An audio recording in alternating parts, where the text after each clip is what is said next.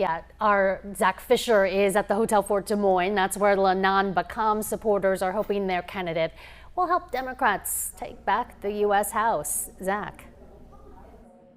Janae and Aaron, empty house behind me, but it will be filling up here in a couple hours. We do have Iowa House Minority Leader Jennifer Comfort joining me here. Okay, so a big talking point amongst Iowa Democrats was the amount of volunteers that had started showing up 2 months ago with Kamala Harris taking over at the top of the ticket. Just describe that to me and the energy you felt over the last couple Just months. energy. You know, people were looking for a different election than they had in 2020, and Kamala Harris and Democrats provided that. And so we have seen people coming out of the woodwork to say, I want to help. Just people who walked up, I've never done this before, but I think people see potential for change, unity, those kinds of things, and they wanted to be part of something special. How do you think it's going to impact a race that was extremely tight? We just heard Justin mention 2,000 votes, the incumbent Congressman Nunn winning by. How do you think that impacts Lanham Bacam tonight in the 3rd District? You know, I think what we learned from the 2022 election is that we got to get Democrats out and we got to focus on the issues that Iowans care about the most. And those are right now reproductive freedom, public education, and the economy.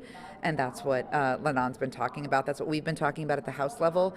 And up and down the ticket, it's been clear that reproductive freedom is a really important issue to voters. And how are you expecting that to impact the Iowa State House here, trying to win back some seats on Republican trifecta here in the state? Yeah, look, I'm a big believer that Iowa's a purple state. We've talked about that before, and I do believe that the Republican legislature's gone a little too far. I'm not the only one. Lots of Iowans think that too. So we see the opportunity to pick up some seats tonight.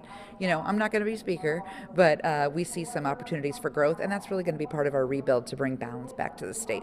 And then just last question for you here, too. What did that Seltzer poll mean to you over the weekend? We talked about how the energy has been building for these last couple of months. What did that mean heading into the final stretch here? Look, we've had bad Seltzer polls on the Saturday night before Election Day. It felt very good to have a good one.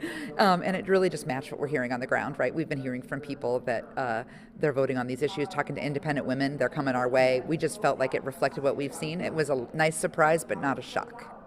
Leader Comfort, thank you very much. And I chatted with Lanham Bacam probably around an hour ago. We'll have more on how he's feeling. He's excited, Aaron and Janae. Okay, Zach Fisher covering the Lanham Bacam campaign for us tonight. Of course,